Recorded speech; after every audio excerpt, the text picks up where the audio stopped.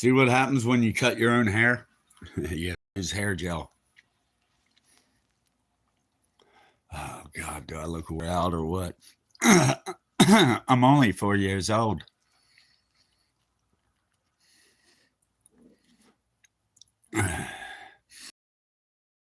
Sure that many of you, like me, have always pondered, why did God use Eve and then he used a different person, Mary, because Mary was Eve. Okay. The mother of God in the flesh was also the mother of all living.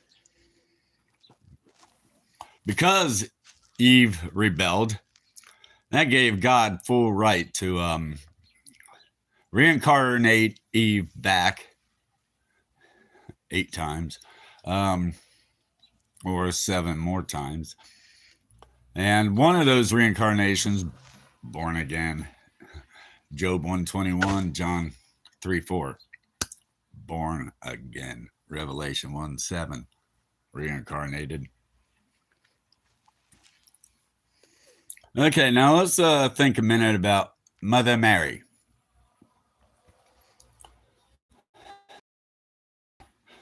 She was taught to pray to the invisible God. And lo and behold, here comes the invisible God out from between her legs. Now, her focus was on, God, where are you? Like we all are, right? But she had the privilege of, oh, hello, Mary. And I wouldn't doubt when Jesus was born, I would not doubt that he didn't say, hello, Mary. He wanted to try her heart. Are you that evil? You were Eve. That was evil. Having intercourse with the devil. Okay. Cain, son of perdition. Abel, the righteous seed. And that's why Mary was always testing Jesus. They have run out of wine. Let's see you perform a miracle. Right? Woman, what have I to do with thee? She was Eve, reincarnated. That's what he hath to do with thee. Okay? Oh, God. Can I have one night of beautiful dreams and not the end of the world? Okay, so Mary, where was it? A couple times Jesus said to her, woman, what have I to do with you?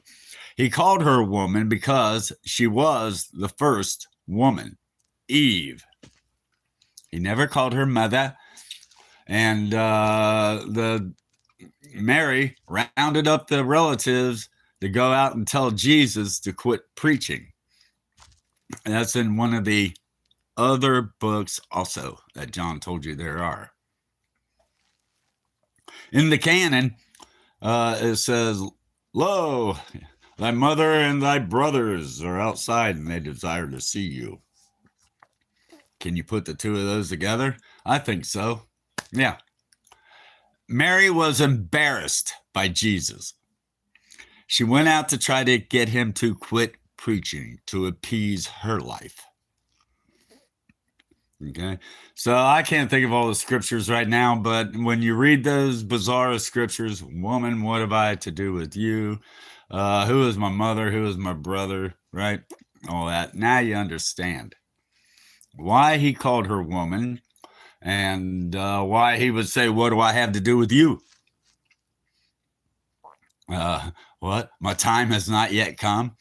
Okay, she was always testing Jesus to find out if he was actually God or not.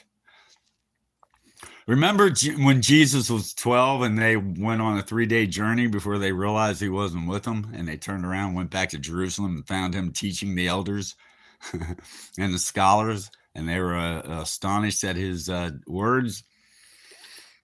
Remember that now, okay?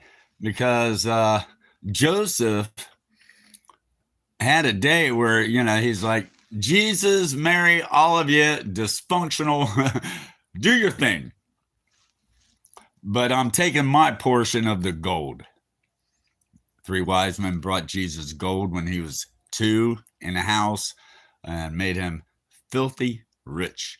If he was not filthy rich, he would not have worn a seamless coat. The disciples would not have said to him in the feeding of the 5,000 men plus women and children, Lord, should we go buy provisions for them? If he was not rich, because if he didn't have the money, then they were blaspheming God or ridiculing Jesus to his face. Jesus is God. Hear, O Israel, the Lord thy God is one. And then, and Herod, he wasn't after the newborn baby king, okay? He was after the loot. He wanted that gold.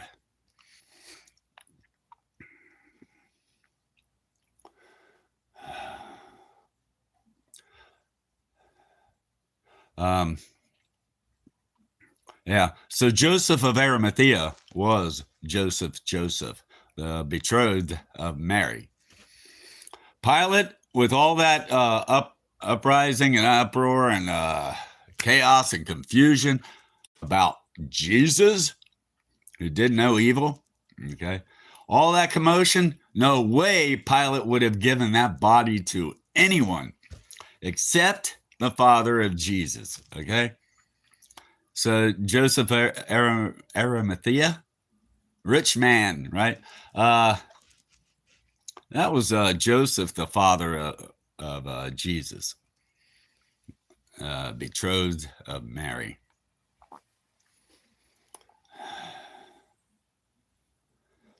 And what if it always kind of pops around in here, and I won't catch it with a fly swatter. But could it be possible that Joseph of Arimathea was also a priest on the Sanhedrin Council? Could it be? I see logic in it. And Nicodemus, he was Uncle Nick to Jesus. Okay, they were related. That's why he knew he could come in the cover of night and talk to Jesus.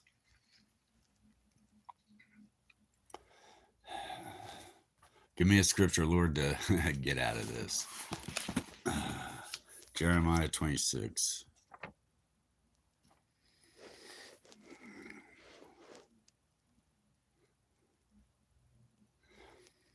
Jeremiah 26, 16. Then said the princes and all the people unto the priests and to the prophets, this man is not worthy to die, for he hath spoken to us in the name of the Lord our God. Then rose up certain of the elders in the land and spake to all the assembly of the people, saying, wow. Okay, when the scriptures say certain man, certain city, all that, I believe he has it hidden in there, and he will make it clear to each individual in that day who those certain elders were. You'll go to and fro and you'll see their names. Not if that's the way you're looking for it, but if you're open to receive it, yeah. Jeremiah 26, 18. Micah the Morashite prophesied in the days of Hezekiah king of Judah, and spake to all the people of Judah, saying, thus saith the Lord of hosts. You're the host, okay? Zion shall be plowed like a field, and Jerusalem shall become heaps, and the mountain of the houses as the high places of a forest.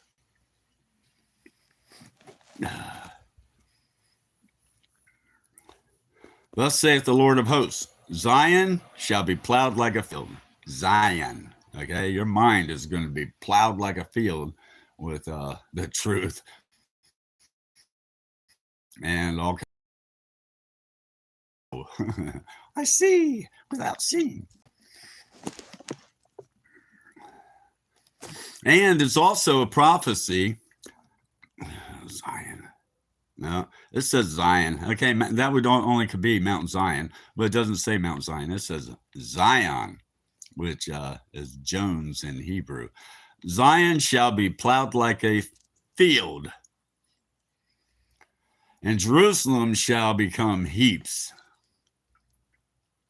They could become heaps of all kinds of things, heaps of dung, heaps of burning fire. Oh, God wants the mind tithe. Matter is 90% there. We only see 10%. Okay.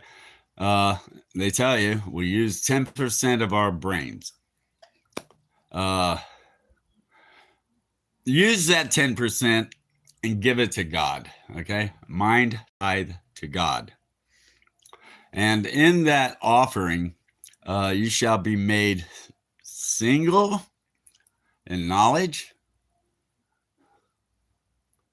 and you shall be made whole in the love of God and fearing not. Okay.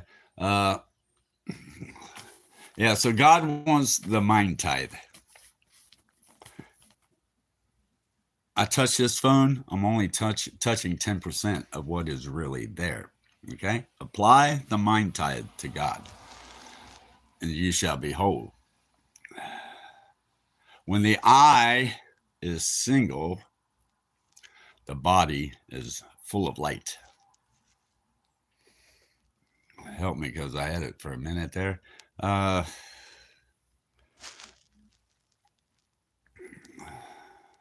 Give him the mind tithe. 90% matter, or no, 10% matter, 90% antimatter.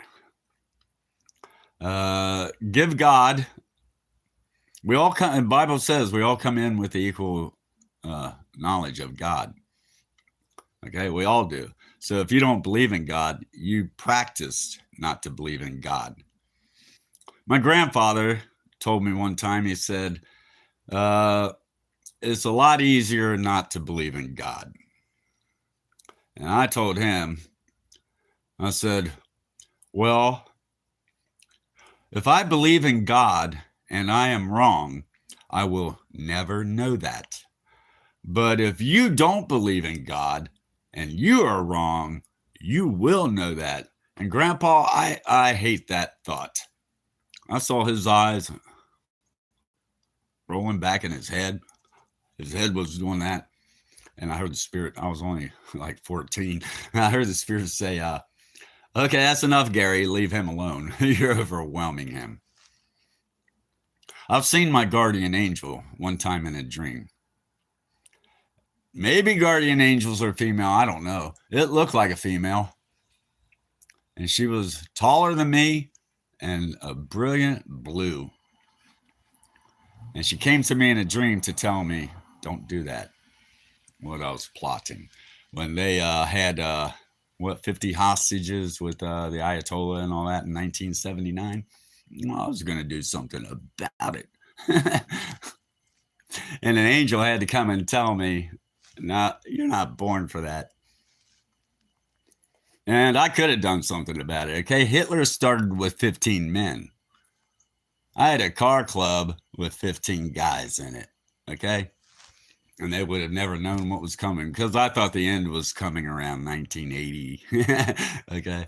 And I didn't start the car club for that reason. But after the hostages and all that, I looked back and I went, you know what?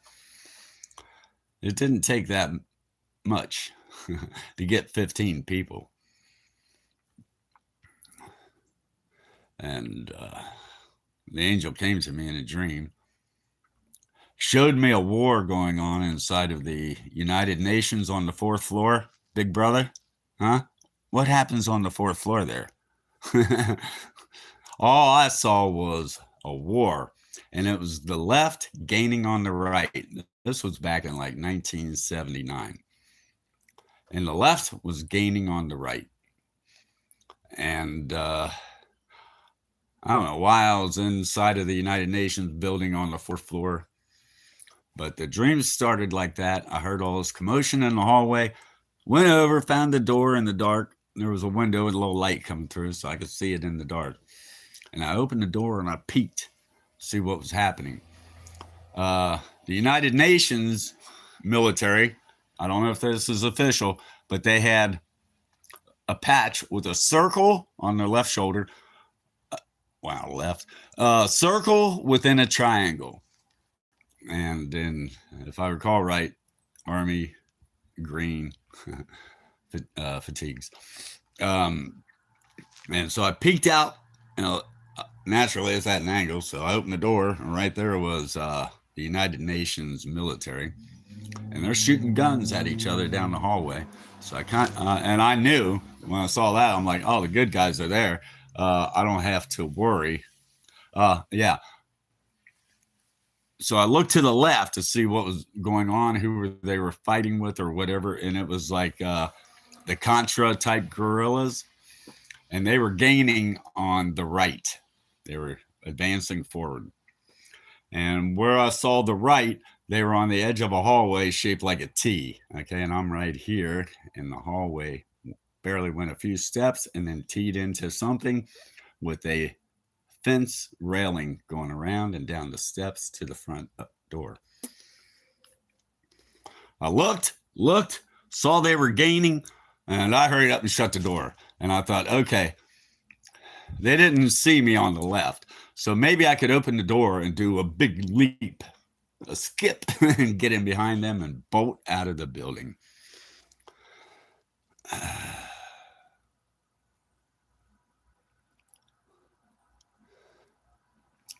So I did. I remember I went over, I looked at the window, and I could tell it was like 4 floors up. It's like even if I take the desk and I break the glass, no way I can jump from that height. I started to hide under a big desk, and I thought, no, the guerrillas are gaining, and they know I'm in here because I peeked, and they'll just open the door and shoot me. So I'm going to hurry up and skip and get in behind the good guys. Good. We know better nowadays. This was 1979. I believed my government loved me, thought of me more than themselves. They're devils in the flesh. And so I hurried up and opened the door, and I jumped in behind the guerrillas. Yeah, there was a guy coming down the hallway where it teed. Okay, there was a guerrilla coming that way also, and he shot them dead. And so then I timed it. I couldn't see him, but I timed it. And I was like, right about now, he should be hitting the open intersection where the fence goes along, railing, whatever. And so I jumped out there real quick.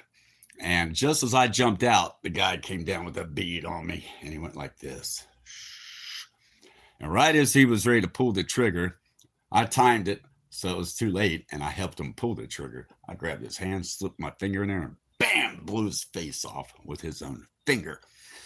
He fell, oh yeah. So I woke up, and it was like a movie. It echoes. I woke up, and I'm like, oh boy, never been so glad to get up and get dressed and go to work in my life.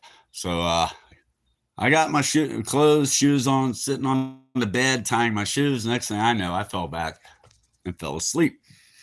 The dream picked up right where it left off. The echo of the gun. And so I'm like, okay, there's the railing and the steps. I'm out of here. I went down one flight. There was a platform.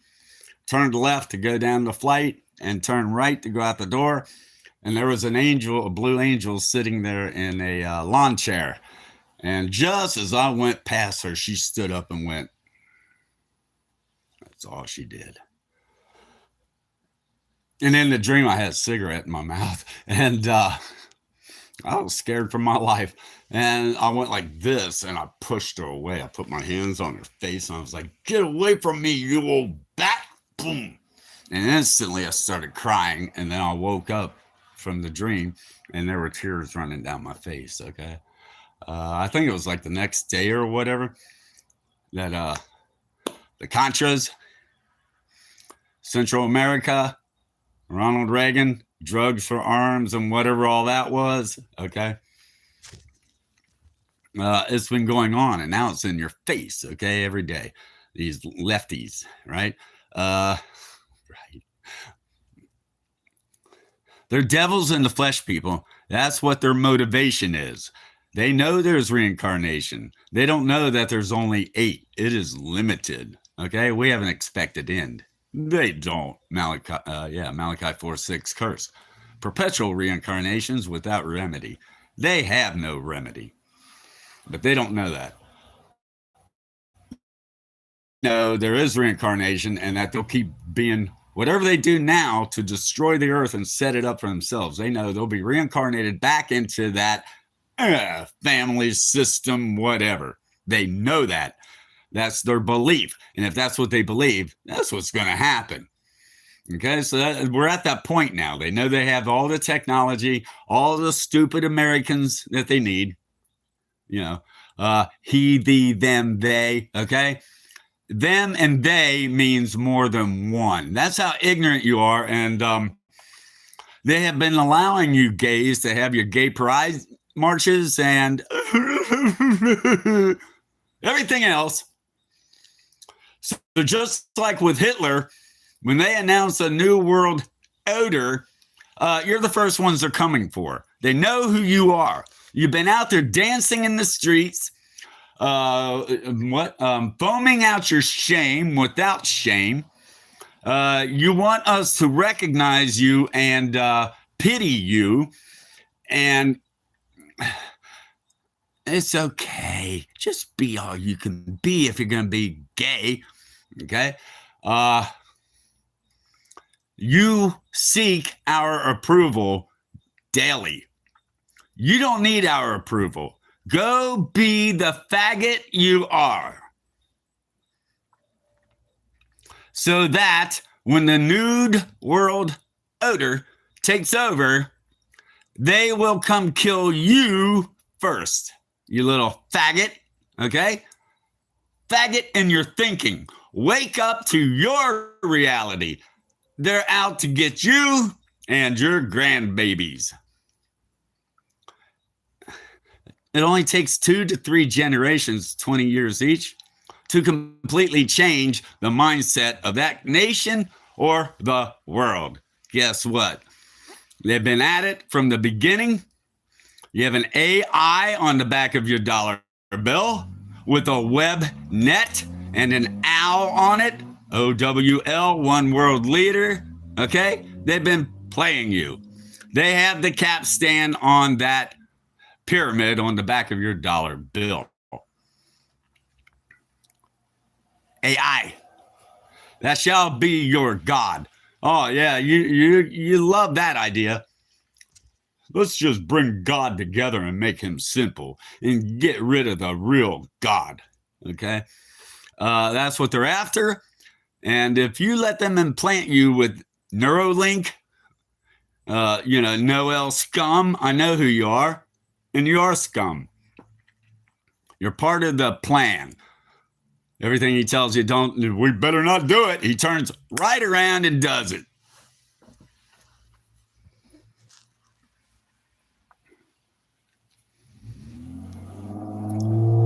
So establish in your heart this day whom you shall serve. Whatsoever thy hand findeth to do, do it with thy might. For there is no work, nor device, nor knowledge, nor wisdom in the grave, whither thou goest. Okay? If we lived forever, I'd be like, go for it. Be all you can be. Try to change the world. You're going to die. Okay? 70 years to a generation, 80 if by strength. You're going to die. And you're going to come back to live in this world that you think you want in this incarnation. Unless you're born again, you cannot comprehend the kingdom of heaven. So, fear God and show him reverence in that fear. He doesn't want you to fear him. He wants you to fear the knowledge that you know He is the all in all, and there's nothing that can stop him. Fear him that way, and then love him for loving you. We love him because he first loved us. You have no power beyond that. That's good enough.